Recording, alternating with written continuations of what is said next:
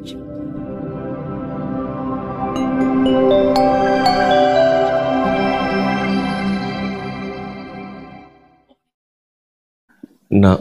tassa bhagavato arahato samma sambuddhassa. Namo tassa bhagavato arahato samma sambuddhassa. Namo tassa bhagavato arahato samma sambuddhassa. Dhammo hawi raganti dhamma jarinti.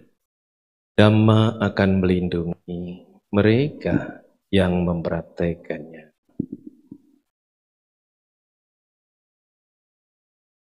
Romo Ramani, Bapak-bapak, ibu-ibu, saudara-saudari sedama, selamat pagi menjelang siang. Namo Buddhaya. Namo Buddhaya. Soti Hotu, salam sejahtera buat Anda beserta keluarga. Semoga Anda beserta keluarga senantiasa dalam berkah Sangti Ratana. Sadu, sadu, sadu. Pada kesempatan pagi hari ini, Bapak, kita kembali bersama untuk belajar Dhamma dengan tujuan mengisi kehidupan kita agar kehidupan kita memberi makna dan bermanfaat bagi diri kita sendiri utamanya dan bagi orang dan makhluk lain pada umumnya. Karena Dhamma itu sangat luas, maka saya mengajak Ibu Bapak untuk pembatasan dengan tema yang sudah tentu saja disosialisasikan untuk belajar Dhamma pada kesempatan pagi hari ini, bahagia dengan mengendalikan diri.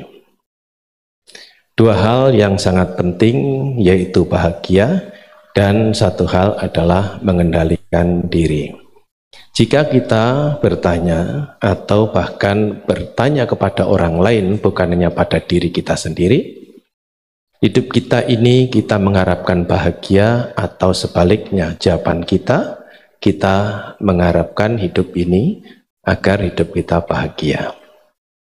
Kalau itu yang menjadi harapan dan jawaban jika kita bertanya diri kita maupun orang lain jika kita tanya jawabannya juga demikian, maka pembelajaran Dhamma pada kesempatan ini sangat penting. Karena apa? Karena berkaitan dengan diri kita masing-masing. Nah, disinilah pentingnya kita menyisihkan waktu dan menggunakan waktu untuk belajar Dhamma bersama. Karena itu untuk mengantarkan tercapainya harapan kita. Namun bahagia itu bisa juga didapatkan dengan banyak cara. Di antaranya adalah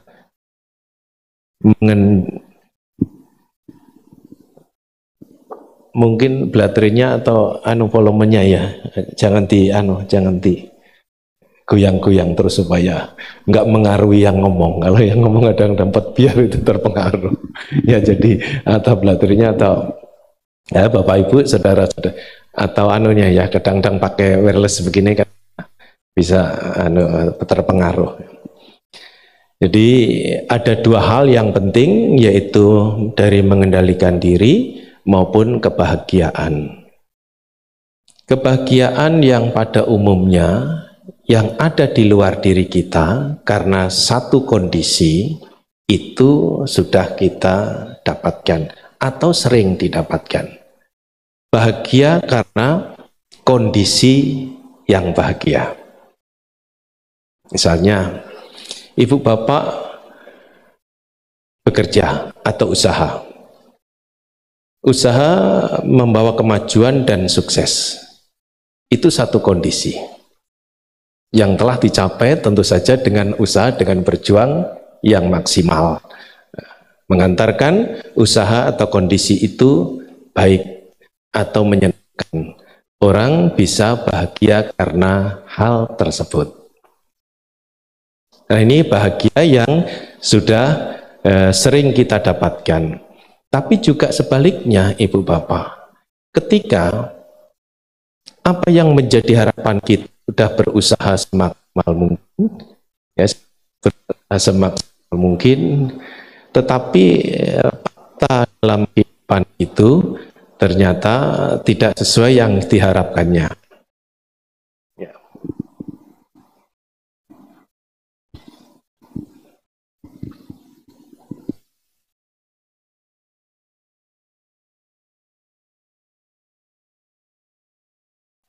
Coba diganti ya, tapi ini malah kecil ini. tes.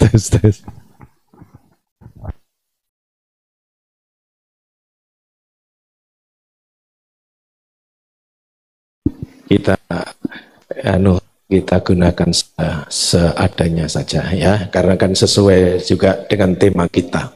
Tema kita bagaimana tetap bisa bahagia ya, dalam keadaan yang tidak diharapkan pada umumnya itu tidak mudah orang bisa bahagia. Karena usaha mengharapkan usaha itu maju berkembang, mendapatkan keuntungan. Tapi tanya beda dari hal itu. Nah, ketika hal itu ada dalam keadaan kita, sulit orang bisa bahagia. Yang dirasakan apa? Sebaliknya. Bisa kesel, bisa marah, bisa jengkel. Bu, Bapak, saudara-saudara sedama, itu fakta dalam keseharian kita. Kita nggak usah belajar dhamma juga itu bisa kita dapatkan.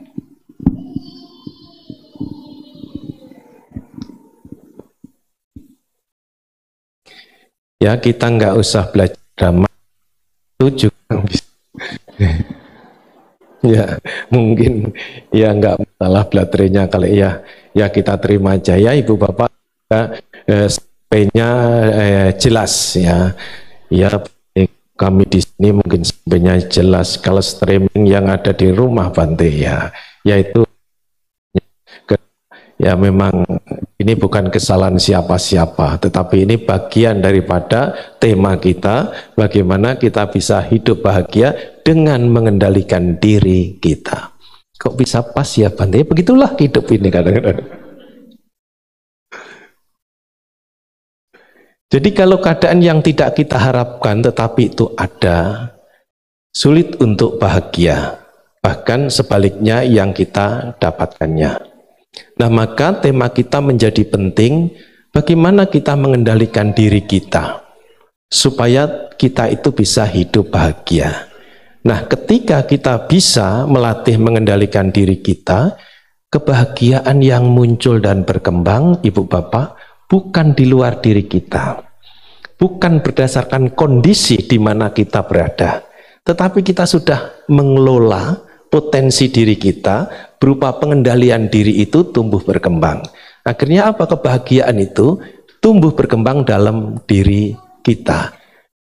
Nah, kita belajar dhamma ini pentingnya di sini. Kalau bahagia di luar diri tadi sudah dapatkan. Kalau kondisinya baik, kita bahagia. Kalau kondisinya tidak kita harapkan itu terjadi, sulit orang bisa bahagia. Nah, begitu kita melatih mengendalikan diri kita, kebahagiaan akan muncul dan berkembang dalam diri kita.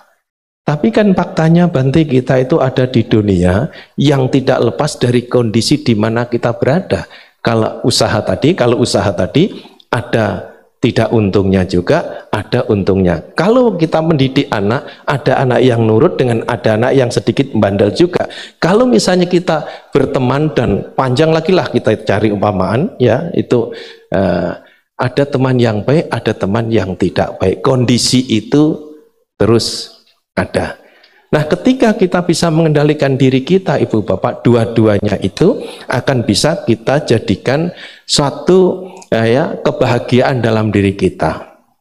Ketika orang bisa mengendalikan dirinya, kalau ada kondisi yang baik itu membuat orang tersebut bahagia, tapi bahagia tidak membawa hanyut. Karena kalau bahagia membawa hanyut itu juga ujung-ujungnya, kesimpulannya nanti itu tidak akan bahagia juga. sudah terlanjur menyenangi sesuatu yang enak itu, tetapi yang enak, kondisi yang enak itu tidak tetap. Ketika kondisi yang enak kita senengin dan itu bisa membuat bahagia kita, tapi keadaan itu berubah karena memang sifat daripada kehidupan seperti itu, nggak ada kehidupan yang tetap, kehidupan mengalami perubahan. Nah, disinilah peran daripada sejauh mana kita melatih diri kita sehingga kita mempunyai pengendalian diri. Ketika enak itu ada, enak itu membuat kita bahagia, bahagia itu membuat kita larut dan hanyut kepada hal itu, kita terus ingin berada dalam posisi itu, keadaan seperti itu, tapi kenyataan hidup ini berubah. Peran daripada pengendalian diri kita di situ akan bekerja. Jadi pengendalian diri itu tidak berkaitan dengan hal-hal yang sulit saja ya Bante. Tidak. Itu hanya separuh daripada bagian hidup. Dikira kalau sesuatu yang misalnya menjengkelkan kita nggak terpancing, itu saja yang mengendalikan diri. Ya, itu memang mengendalikan diri. Tapi mengendalikan diri itu ada sisi lain yang perlu kita pahami. Ketika sesuatu yang menyenangkan kita bahagia, bahagia itu kita harapkan dengan daya upaya kita untuk mempertahankan itu, tapi nyatanya kondisi berubah. Karena kondisinya berubah, karena kondisi yang membuat bahagia, kondisinya itu berubah, bahagia pun tidak akan bisa kita dapatkan. Kecuali kalau kita mempunyai pelatihan diri, yaitu pengendalian diri, walaupun berubah, orang tidak akan kecewa karena perubahan itu. Karena apa? Kebahagiaannya sudah tidak hanya di luar dirinya. Kebahagiaannya sudah ditempatkan ada pada dalam dirinya. Berupa pengendalian kepada kondisi yang menyenangkan itu. Demikian pula Ibu Bapak, ketika kita usaha berharap sukses, maju, untung, faktanya sebaliknya. Ketika kita mendidik anak, murid, dan lain sebagainya sebagai orang tua, tapi faktanya sebaliknya. Dan ketika kita berinteraksi dalam kehidupan sosial bermasyarakat dan berteman, ternyata sebaliknya. Bukan yang nyaman dan yang tidak nyaman kita dapatkan. Nah, di sini pada umumnya pengendalian itu, orang bisa dimengerti. Harus bisa mengendalikan dong, supaya apa? Supaya kita tidak kesel, marah, jengkel dengan keadaan itu. Ya, Ibu Bapak, itu memang pengendalian supaya kita tidak hanyut oleh kemarahan, kejengkelan dengan kondisi itu. Karena kita apa? Kita tarik ke dalam diri kita sendiri lagi. Nah, pengendalian ini ada banyak cara. Di antaranya adalah ada nyana sangwara. Nyana itu pengetahuan. Sangwara itu adalah pengetahuan kita gunakan untuk mengendalikan. Maka ketika kita mempunyai pengetahuan seperti saat ini kita belajar Dhamma, pengetahuan kita harapkan kita dapatkan belajar ini. Nah, begitu kita mendapatkan pengetahuan tentang hidup dan kehidupan atau Dhamma, kalau di bahasa tekniknya itu kan Dhamma, kalau kita implementasikan dalam kehidupan sehari-hari itu hidup dan kehidupan ini secara luas. Nah, ketika kita menjalani hidup dan kehidupan ini, kalau kita mempunyai pengetahuan, hidup itu bagaimana sih? Hidup itu ya berubah. Kehidupan ini bagaimana toh? Kehidupan ini ya tergantung oleh kondisi tadi. Tidak bisa lepas daripada kondisi. Ada suka dan duka. Nah, kalau itu bisa kita ketahui, ketika ada perubahan dalam kehidupan ini, ketika misalnya kondisi itu mengombang-ambing kita dalam kehidupan karena kondisi hidup seperti itu, pengetahuan kita tentang hal itu, ini akan menjadi kendali diri. Tapi banyak Bante orang mempunyai pengetahuan itu. Hidup ini berubah. Hidup ini kadang ada suka dan duka karena itu kondisi hidup. Tapi kenapa Bante orang masih tetap tidak bisa menyikapi kondisi dan hidup itu dengan elegan? Padahal sudah mempunyai pengetahuan itu. Ibu Bapak, yang mesti ditanyakan lagi pengetahuan kita sejauh mana kita sudah mempunyai pengetahuan yang bagus atau baru muncul pengetahuan tentang itu. Pertanyaannya ke sana. Kalau pengetahuan kita baru muncul tentang hal itu, nggak mampu untuk mengendalikan diri kita. Ibarat apa? Masalah yang datang dalam kehidupan kita itu seperti tenaga kuda yang baru ditangkap dari hutan belantara. Ya, kita mengendalikan dengan ikatan, misalnya jerami, kita sambung-sambung gitu ya. Nah, kita berusaha untuk mengekang daripada kuda yang mempunyai tenaga yang masih liar itu. Sulit. Walaupun nyatanya dikendalikan, diusahakan untuk kuda itu tenang, masalah yang kita sikapi dalam kehidupan ini belum bisa diatasi dengan pengetahuan yang awal itu. Maka ketika kita tahu hidup ini tidak kekal, hidup ini dipuji dan dicela, tapi kenapa orang bisa hanyut oleh hal yang menyenangkan? Orang bisa jengkel dengan hal yang tidak menyenangkan. Berarti nyana pengetahuan belum mampu digunakan untuk pengendalian diri kita. Maka kebahagiaan, walaupun kita berharap, kebahagiaan walaupun ada dalam diri kita, ya enggak kita rasakan. Tapi kalau pengetahuan itu bisa kita tingkatkan, benar-benar kita tahu, mengerti dengan benar, pengertian benar. Pengertian benar itu sudah diajarkan Sang Buddha, kita kan belum tentu mengerti dengan benar pengertian benar itu. Ketika kita belum mengerti dengan benar pengertian benar itu, maka nyana sangwara itu masih sebatas pengetahuan intelektualitas kita. Ketika hidup ini kita ketahui hidup ini tidak tetap berubah, ketika hidup ini ketahui bahwa hidup suka dan duka, tetap orang hanyut dengan yang menyenangkan, orang jengkel dengan yang tidak menyenangkan itu. Ibu, bapak, saudara-saudari sedama, maka pengetahuan kita ini mesti kita tingkatkan. Dari mendengar, lantas kita harus jadikan renungan. Renungan bagaimana? Tatkala kita dalam keadaan rileks, pekerjaan sudah selesai, tidak banyak kesibukan, keadaan sudah menjadi rileks. Biasanya itu kalau nggak diwaspadai disertai dengan rasa ngantuk, apalagi seharian sudah capek bekerja. Rileks memang didapatkan, tapi disertai rasa ngantuk. Jam tidur sudah saatnya. Tidur, besok begitu lagi, bekerja lagi, maksudnya aktivitas lagi dan lain sebagainya. Nah, kalau begitu terus, ya tentu kita kalau hanya belajar dhamma mendapatkan pengetahuan awal. Sedangkan kan ini mau meningkatkan pengetahuan awal itu supaya pengetahuan yang awal itu berkembang bisa menjadi sangwara, kendali diri kita. Ketika kita ada dalam kehidupan ini tidak kekal, yaitu terus mengalami perubahan, ketika kita dalam kondisi hidup ini suka dan duka, dipuji dan dicela, maka pengetahuan itu nanti akan mampu untuk mengendalikan diri kita. Kalau kita dalam keadaan rileks, ngantuk itu diwaspadai, ya nantilah setengah jam atau 10 menit atau 15 menit gitu. Dan coba dalam keadaan rileks itu, pengetahuan yang sudah kita ketahui bahwa hidup itu tidaklah tetap. Dalam keadaan rileks, dalam keadaan batin yang agak nyaman itu, coba arahkan kepada pemahaman itu supaya pemahaman itu meningkat kualitasnya. Tentang hidup ini tidak tetap, tentang kondisi hidup kita ini adalah ada pujian, ada celaan. Lah bisa mengetahui bahwa pengetahuan kita itu meningkat, lantas bisa untuk pengendalian diri bagaimana Bante? Nah, kita akan mengalami dalam kehidupan sehari-hari.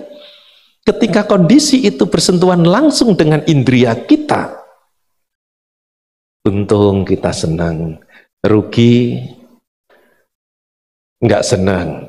Nah, ketidaksenangan kita, kesenangan kita tentang kondisi yang menyenangkan dan kondisi yang tidak menyenangkan itu bisa terukur. Jengkel Bante, tetapi 2 hari ya hilang. Senang Bante, tapi ya senangnya 2 hari hilang. nggak hanyut, terlalu hanyut. Nah, berarti kan itu meningkat daripada apa? Berminggu-minggu, berbulan-bulan, ketika orang tidak senang dengan kondisi yang tidak menyenangkan itu sampai lama-lama bersama dirinya. Nah, ini bisa menjadi ukuran. Ukuran apa? Nyana, pengetahuan itu bisa untuk mengendalikan dirinya ketika dalam interaksi kehidupan, khususnya persoalan. Nah, Ibu Bapak, kalau mau meningkatkan lagi bukan hanya sekedar perenungan itu. Itu tadi kan perenungan tahapan kedua. Pengetahuan dari mendengarkan, pengetahuan dari merenungkan, tapi syaratnya mesti keadaan rileks. Yang ketiga, untuk lebih bagus lagi, pengetahuan kita akan tentang kehidupan ini yang sebenarnya bagaimana, supaya kita mempunyai pengertian yang benar tentang hidup atau pengetahuan yang benar, bukan sekedar rileks tadi, tapi rileks terus diusahakan membuat pikiran itu menjadi tenang. Ketika pikiran kita itu menjadi tenang, dampak berikutnya, manfaat berikutnya, batin kita itu jernih. Pikiran menjadi tenang, batin itu menjadi jernih. Ketika batin itu menjadi jernih, itu akan nampak sebagaimana adanya hidup ini. Hidup tidak tetap, anicca. Hidup dalam kondisi suka dan duka, itu bukan hanya pengetahuan intelektual. Itu bukan hanya pengetahuan tentang perenungan tatkala kita rileks tadi. Tapi pengetahuan itu muncul daripada ketenangan pikiran, batin yang membuat jernih, potret kehidupan itu terang. Lah kalau seperti itu sudah didapatkan Ibu Bapak, tesnya. Nah, terukur lagi dalam kehidupan sehari-hari. Ketika kita usaha mendapatkan keuntungan, ketika kita mendidik anak dan murid itu sukses, ketika kita berinteraksi dalam kehidupan sosial bermasalah, mendapatkan apa yang kita harapkan, senang. Tetap senang, bahagia, tetap bahagia. Tapi tidak ada kelanjutannya, larut dan hanyut oleh keadaan itu. Karena kalau larut dan hanyut oleh keadaan itu, kebahagiaan bersumber di luar diri kita. Tergantung pada kondisi itu. Maka ketika kondisi itu berubah, kebahagiaan pun akan berlalu. Tapi kalau sudah mengerti, oh untung usaha, oh anak-anak menjadi murid-murid menjadi baik, berbakti. Oh teman-teman dan kehidupan sosial bermasyarakat ini baik, bahagia, tapi tidak hanyut oleh itu. Karena apa? Karena hidup ini tidak tetap. Ya kalau itu yang didapatkan, orang merasa enak padahal itu jebakan. Kalau yang didapatkan sebaliknya, sama juga Ibu Bapak tidak akan mengaruhinya. Kondisi yang tidak diharapkan itu datang. Usaha sudah maksimal, keluar modal atau ya yang dibutuhkan sudah banyak, tapi yang diharapkan tidak ada. Mendidik anak, murid, dan segala macam usaha sudah dilakukan semaksimal mungkin dan berbagai macam cara demi anak, demi murid, misalnya guru, orang tua kepada anak, yang diharapkan tidak hadir. Dan termasuk dalam kehidupan masyarakat tadi, kondisi yang tidak menyenangkan karena mengerti.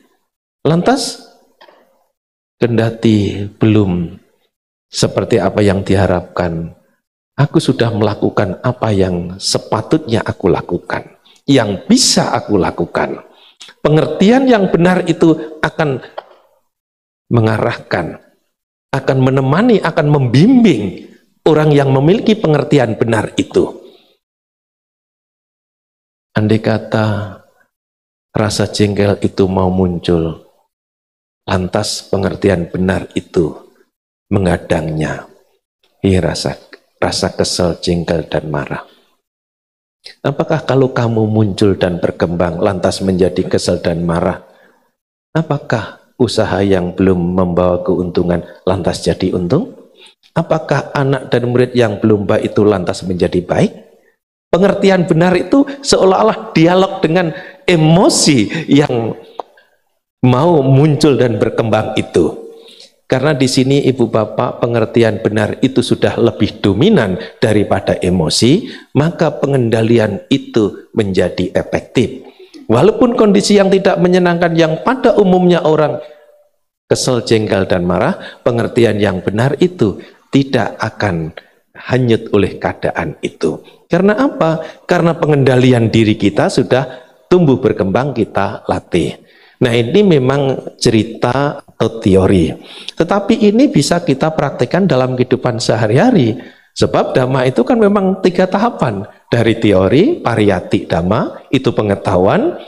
Lantas kita latih, patik-patik Dhamma. Semampu kita harus mulai. Patik-patik Dhamma itu mempraktekkan ketika ada permasalahan yang muncul dalam kehidupan kita, akan membawa pada saatnya patik weda Dhamma, sehingga tidak akan terombang-ambing oleh kondisi itu. Nah, ini kalau kita mencoba yang namanya nyana sangwara. Jadi pengetahuan sebagai kendali diri untuk menumbuh kembangkan potensi kebahagiaan kita ini akan tumbuh dan berkembang. Ibu, Bapak, saudara-saudari sedama, ini kan tidak harus beli. Tapi yang beli saja harganya mahal, orang pada umumnya bisa untuk mendapatkannya, tentu dengan usaha. Ini tidak beli loh. Kebahagiaan itu tidak beli. Kebahagiaan itu ada dalam diri kita masing-masing. Dan tentu ini lebih mahal kalau dibandingkan dengan barang yang mahal yang di tempat tertentu saja ada. Kalau kita mendapatkan karena mampu untuk membelinya bisa bahagia. Nah, kebahagiaan itu adanya di luar diri kita, tergantung pada benda atau barang tersebut.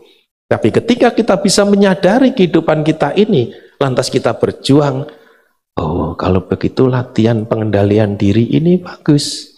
Karena apa? Karena pengendalian diri itu sebagai sarana untuk memperoleh kebahagiaan yang sebenarnya tidak usah kita beli. Tapi manfaatnya juga lebih besar daripada kebahagiaan itu. Saya ini tergolong orangnya nggak mudah tanggap, Bante.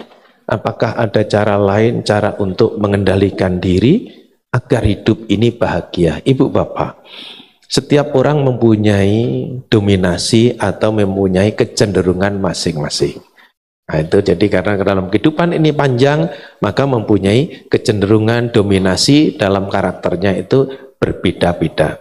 Jika menggunakan cara mengembangkan pengetahuan dengan mendengarkan, dengan rileks mencoba merenungkan hidup dan kehidupan ini, dengan berlatih meditasi supaya bisa tenang. Ketika tenang itu batin akan terjernihkan, ketika batin jernih itu akan muncul pemahaman, dan itu baru kita gunakan. Cara ini misalnya nggak cocok atau belum bisa untuk dikerjakan satu orang dan yang lain itu berbeda, ada juga cara yang lainnya.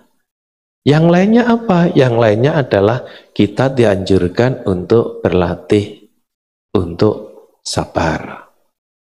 Wah, itu malah nggak gampang lagi, Bante.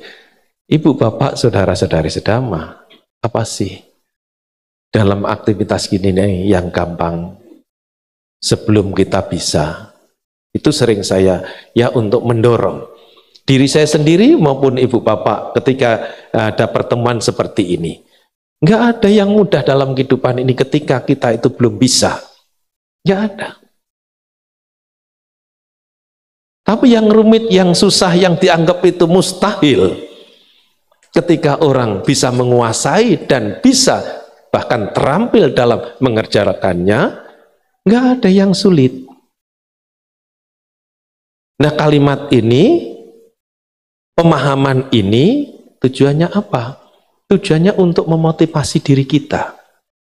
Ketika kita merasa belum percaya diri bahwa kita ini bisa enggak, dalam keadaan seperti itu, wah, apalagi sabar, Bante. Sabar itu sulit, Bante. Mau melangkah nggak jadi melangkah. Karena apa? Sudah membuat penghalang bagi dirinya sendiri. Bagaimana kita untuk melangkah dalam keadaan seperti itu?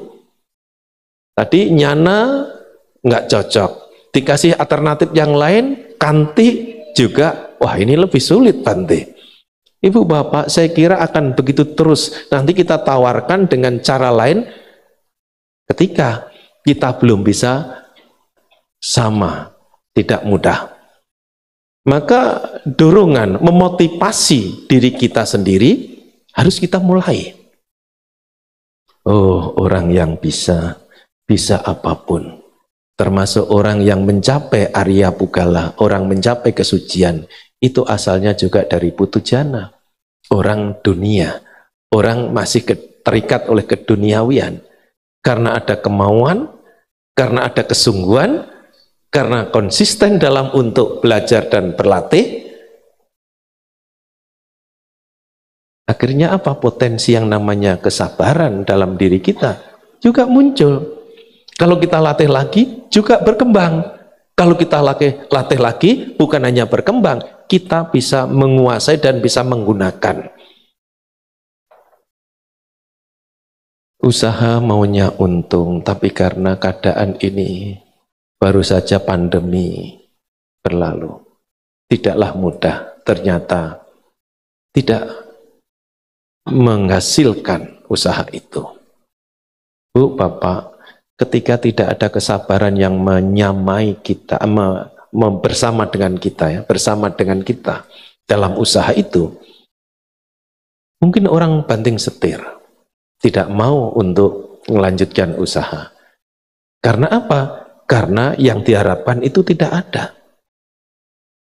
Ketika mendidik anak-anak, ketika mendidik murid-muridnya tidak menjadi anak yang baik. Pertanyaannya, ketika kesabaran itu tidak kita sertai dalam kehidupan kita, kita tidak memiliki kesabaran untuk menghadapi persoalan itu akan menjadi semakin berkembang. Demikian pula dalam kehidupan bersosial masyarakat berteman. Nah, maka kesabaran itu kalau kita miliki, akhirnya apa? Menjadi kendali diri. Oh, keadaan itu tidak selamanya. Memang belum beruntung secara materi orang yang berusaha tadi. Memang belum beruntung anak-anak atau murid itu menjadi baik. Kalau sabar masih ada pada diri orang tersebut, keadaan ini tidak tetap, toh keadaan sulit tidak akan selamanya sulit. Berkaitan dengan usaha dan berkaitan dengan anak, murid maupun teman tadi. Nah, di sini pertanyaannya lagi, sabar kan ada batasnya, Bante. Setuju ketika kesabaran itu kita memang belum berkembang. Sabar dalam keadaan memang masalahnya kecil, orang bisa menggunakan. Sabar dalam keadaan masalahnya sudah agak menengah, belum tentu. Apalagi kalau dalam keadaan dikepung permasalahan.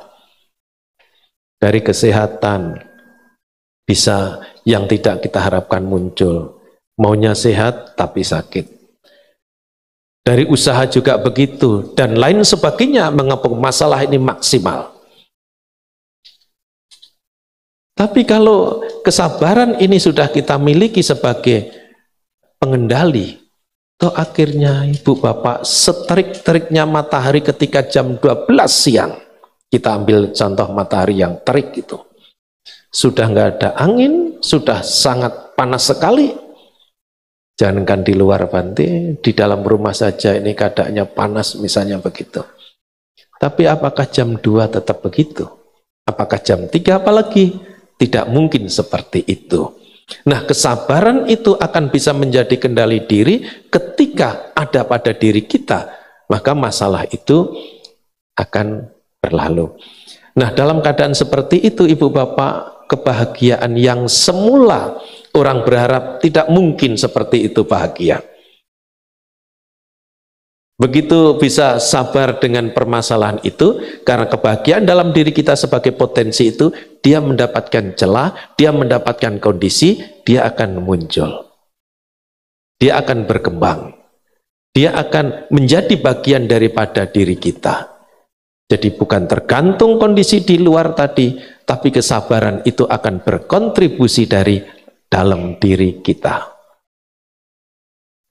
Kalau cara itu juga enggak mudah, masih ada cara lagi. Cara berikutnya apa, Bante? Perhatian atau sati. Sati sangwara. Atau sadar. Bagaimana cara untuk melatih dan untuk memungsikan supaya kondisi kebahagiaan dalam batin kita itu dapatkan kondisi membuat bahagia itu muncul dan berkembang. Ibu bapak langsung double saja, meliputi hal yang baik dan tidak baik, karena itu pasti akan terjadi dalam kehidupan kita. Tidak usah kita risaukan. Yang harus kita perankan apa? Cobalah perhatikan atau sadari, munculnya ketika itu hal yang menyenangkan, yang bisa menghanyutkan orang dalam kesenangan, akhirnya membawa kekecewaan juga karena tidak tetap. Munculnya hal yang tidak menyenangkan yang membuat orang itu jengkel, bahkan bisa marah dan lain sebagainya. Kalau tidak ada pengendalian diri, maka latihannya sati sangwara di sini adalah ketika muncul, nggak usah diapa-apakan, cukup dia sadari munculnya, meliputi hal yang enak dan yang sebaliknya. Tidak perlu berusaha untuk menghilangkan itu. Sebab kalau mau menghilangkan itu, kondisi itu tidak akan hilang. Yang hilang apa? Kesabaran kita. Yang hilang apa? Pengetahuan kita hilang, artinya nggak berkembang. Yang semestinya bisa kita gunakan untuk mengendalikan itu. Yang hilang apa? Perhatian kita akan hilang. Tidak berkembang, artinya hilang di sini tidak berkembang. Kalau kita berusaha untuk menghilangkan itu, karena itu tidak mungkin bisa hilang. Itu kan konsekuensi daripada eksistensi kita. Di mana hidup ini pasti ada yang menyenangkan, ada yang tidak menyenangkan. Tapi orang pada umumnya kan teknik ini mau dihilangkan. Supaya kondisi yang tidak menyenangkan itu hilang, Bante. Kalau kondisi yang tidak menyenangkan itu hilang, saya kan tidak jengkel karenanya. Lah itu sesaat. Maka sati sangwara di sini adalah cara untuk melatihnya, biarlah dia muncul sebagaimana adanya. Hal yang menyenangkan maupun hal yang tidak menyenangkan. Yang harus kita lakukan apa? Memperhatikan munculnya. Dia semakin berkembang, Bante. Memang begitu. Kayak matahari itu muncul dan semakin terik. Nah, kalau kita mau menghilangkan matahari kan, kalau ke mall ya bisa aja gitu ya. Tapi kalau matahari sang surya yang tiap hari terbit itu kan, jadi begitu berkembang, Bante, yang enak maupun tidak enak, perhatikan. Begitu berlalu, perhatikan. Terus kita akan tahu akan hakikat daripada kehidupan ini, bahwa kehidupan ini muncul, bertahan, dan akhirnya berlalu. Ketika perhatian itu kita coba fungsikan untuk memperhatikan objek itu, perhatian itu berkembang, kesadaran itu berkembang. Ketika kesadaran itu berkembang, karena kita latih, tidak bisa berkembang dengan sendirinya, dengan objek yang menyenangkan, dagang untung, anak, murid baik, teman baik, itu ada atau muncul. Semakin teman baiknya, makin keuntungan semakin besar, muncul, makin berkembang. Akhirnya berlalu, kan ke objek, termasuk sebaliknya yang tidak menyenangkan. Nah, kalau itu bisa kita jadi untuk mengembangkan perhatian atau kesadaran, tujuannya nanti kesadaran dan perhatian ini akan berkembang. Ketika itu berkembang, baru kita fungsikan sati sangwara, memungsikan atau sebagai ya sebagai pelaksanaan dalam kehidupan sehari-hari. Akhirnya apa, Ibu Bapak? Ketika kesabaran itu sebagai pengendalian diri ada, pengetahuan itu sebagai pengendalian diri itu ada, perhatian itu sebagai pengendalian diri itu ada, maka kebahagiaan yang ada dalam diri kita ini akan mendapat peluang, akan muncul, berkembang. Orang bahagia dengan pengendalian diri itu. tidak terombang-ambing oleh di mana kita berada, walaupun kondisi di dunia seperti itu. Inilah fungsinya kita berlatih untuk pengendalian diri. Ini masih 2 lagi, kalau disampaikan terlalu panjang. 3 sajalah. Yang 2 apa? Yang 2 itu sila sangwara dengan wiriya sangwara. Nah itu ya, Pancasila itu yang Ibu Bapak tadi kukuhkan. Wirya itu mesti semangat ya. Jangan semangat dalam keadaan yang menyenangkan saja, tidak menyenangkan juga tetap semangat. Karena yang harus kita latih dan kita kembangkan semangatnya itu. Bukan mengharap keadaan menyenangkan terus, bukan, itu nggak mungkin. Keadaan bisa menyenangkan dan tidak menyenangkan. Yang perlu kita latih dan kita kembangkan adalah memiliki semangat yang utuh. Ya, di awal semangat, di pertengahan semangat, di akhir semangat. Dalam keadaan belum sukses semangat, setelah sukses semangat, lah sukses sudah semangat, mau apa lagi Bante? Mempertahankan dan mengembangkan kesuksesan itu semangat di tengah. Dan semangat yang terakhir adalah semangat untuk mengatasi persoalan-persoalan yang muncul daripada kesuksesan atau kehidupan itu sendiri. Nah ini diperlukan semangat yang utuh. Jadi ada 5 cara, nanti Ibu Bapak pilih sendiri yang mana yang bisa dilatih, mesti dilatih supaya bisa untuk mengendalikan diri kita dalam menjalani kehidupan. Ketika itu kita latih dan kita praktekkan, maka kebahagiaan yang sebenarnya sudah ada di dalam diri kita itu mendapatkan kondisi, terkondisikan. Kebahagiaan itu akan kebahagiaan itu akan berkembang. Kebahagiaan itu Anda kita semua dapatkan karena memang sudah ada dalam diri kita. Bahagia dengan mengendalikan diri kita. Ibu Bapak, saudara-saudari sedama, saya kira cukup pada pertemuan siang hari ini atau pagi menjelang siang hari ini. Semoga Ibu Bapak kita semua terberkahi dengan karma baik. Semoga kita semua sukses dalam dhamma. Semoga kita semua selalu dalam berkah Sang Tiratana. Semoga semua makhluk berbahagia.